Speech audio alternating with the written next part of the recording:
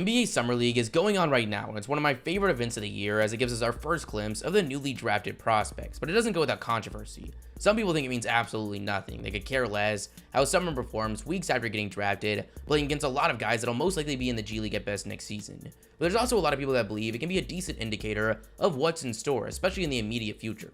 So today I want to look back at how some of the stars of today's game performed in the Summer League and see if we can find any kind of correlation. So let's get into this. Now, not every star played in the Summer League for a lot of different reasons, whether that's injury in the case of a guy like Joel Embiid, playing in the Olympics, which we saw with Anthony Davis, or still yet to fully negotiate the exit of their previous professional contract like we saw with Luka Doncic. But out of the stars that did play, I think a good place to start would be Stephen Curry, coming off his first Finals MVP and fourth NBA title. Now, he's actually pretty interesting when it comes to the Summer League, just given the narratives surrounding him at the time.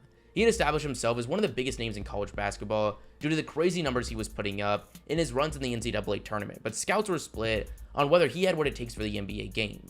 This was going to be their first time to brag that they were right, whether he did good or bad. Now, his career actually got off to a very interesting start.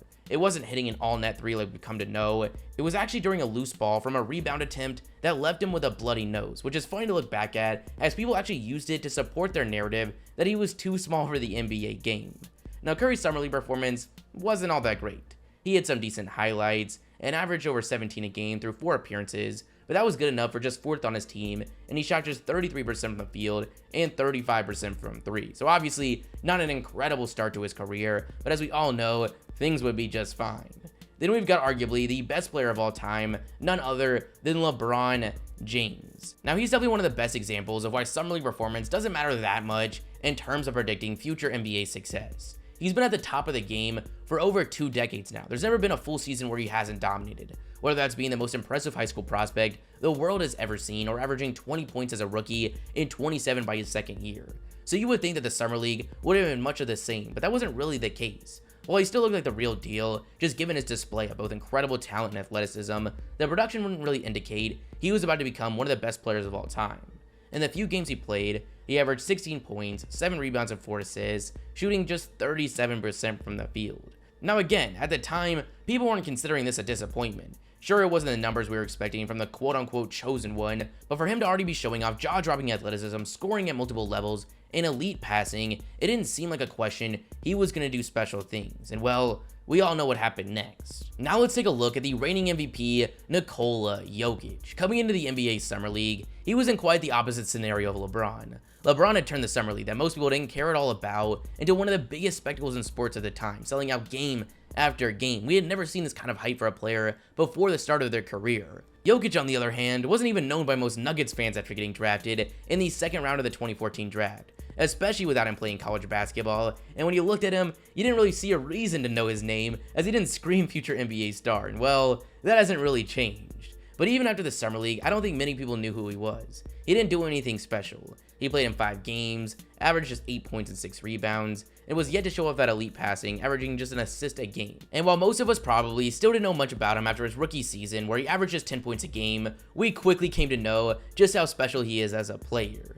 So far, the case for the Summer League not being a great indicator for a player's future success is looking pretty good, and it's going to get even better with our next player, none other than Kevin Durant. The 6'10" forward was coming off one of the most impressive freshman seasons we've ever seen and was given the green light for Summer League, which produced some impressive box score numbers, averaging 24 points a game, but he struggled to find a rhythm, shooting just 33% from the field.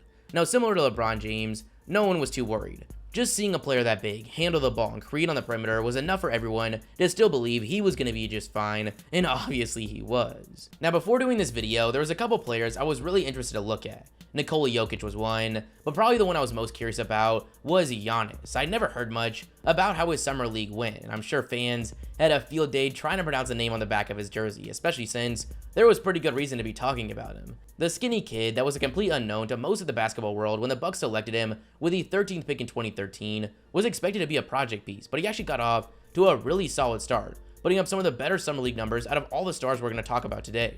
He averaged 17 points and 6 rebounds, shooting 47% from the field.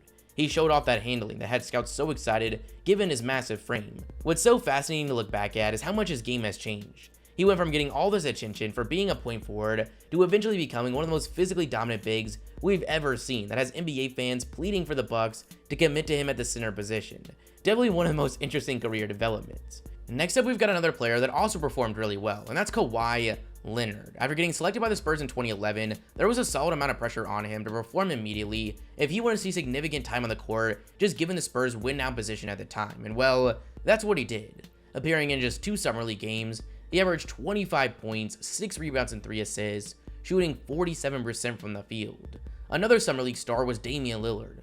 Coming into the draft, there was some serious doubters of Lillard, given the lack of competition he faced in college, playing for a small program in Weber State, but he quickly showed there was nothing to worry about, averaging nearly 27 points, 5 assists, and 4 rebounds in his 4 Summer League outings. That momentum carried over into the season, where he would walk away with Rookie of the Year. Now, before we go further, I want to make it clear that a lot of these guys, while they didn't have the most impressive numbers, mainly efficiency, it doesn't mean they weren't impressive. This was their first taste of NBA action. They were drafted just weeks before playing. Both fans and the coaching staffs wanted to see these guys get shots up. It's also a super small sample size, so expecting 50, 40, 90 would be a little bit ridiculous. So while stars like LeBron, Durant, and Curry all struggled from the floor on paper, most weren't disappointing. I think a good example is Donovan Mitchell. He averaged 20 points, shooting less than 40% from the field, but no one was talking about his efficiency. Everyone was super impressed with what they saw from him. His confidence and ability as a shot creator was way higher than most people were expecting. Immediately following the Summer League, people were praising him as the steal of the draft. So keep this in mind when we talk about some of these player stats. But this does bring me to my next player that was just objectively bad during the Summer League, and that's Trae Young. Trae's been doubted for most of his career. Despite leading the country in scoring in high school, he wasn't looked at as one of the elite prospects. Then he went to Oklahoma, where he led the country in both points and assists, and while he did enough to go 5th overall, there were still a lot of critics. Critics that got to jump up and down during the Summer League. It was ugly. He wasn't drafted for his athleticism or his frame. He was drafted for his skill and production. For him to go out there and shoot 12 for 52 from the field, or 23%, as well as 3 for 24 from 3, or just 12%, was extremely disappointing. As you might remember, these struggles carried over into his rookie year. While things drastically improved as the season went on, it was rough. Then we saw the second year breakout, and the rest is history. I think he's a great example of what I think the timeline should be for a player. A lot of people I see on YouTube and Twitter seem to think we should just give these players a decade to figure things out, saying he's too young, give him time. No. I'm fine with you saying that for the Summer League, their rookie season, and maybe a portion of their second year, but that's it. There are very few players that have looked like legitimate busts through more than one season that actually amounted to something significant. Even the guys that were deemed quote-unquote projects, the Giannis's, the Jokic's, the Gobert's of the world, had still become very solid players just a couple seasons into the league. I'm ranting, let's get back to what we're all here for. I'm going to go a little bit rapid fire. Some stars that performed really well would include James Harden, who averaged 15, 3, and 3 on 48% shooting in the Summer League. Jason Tatum, he averaged 18 points and 9 rebounds, shooting 45% from the field. Klay Thompson was amazing, averaging 21 points, shooting 52% from the field. DeMar DeRozan averaged 19 points, shooting 53% from the field.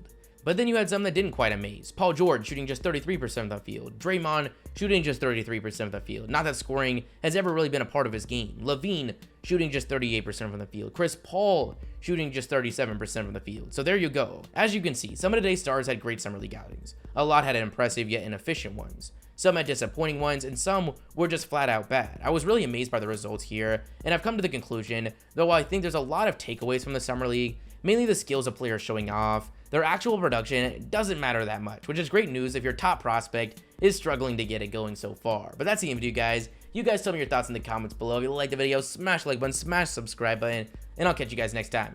Peace.